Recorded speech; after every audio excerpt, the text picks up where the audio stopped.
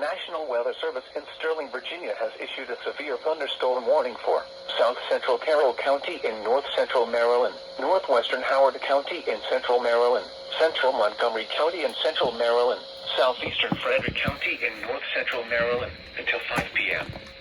At 4:12 p.m., severe thunderstorms were located along a line extending from near Poolsville to near Potomac, moving northeast at 30 miles per hour.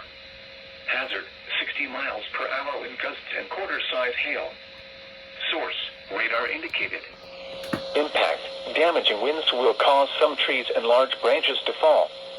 This could injure those outdoors, as well as damage homes and vehicles. Roadways may become blocked by downed trees. Localized power outages are possible. Unsecured light objects may become projectiles.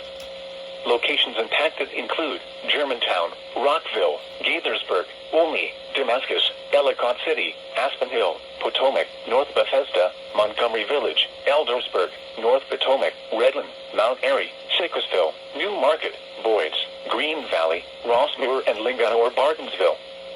For your protection, move to an interior room on the lowest floor of a building.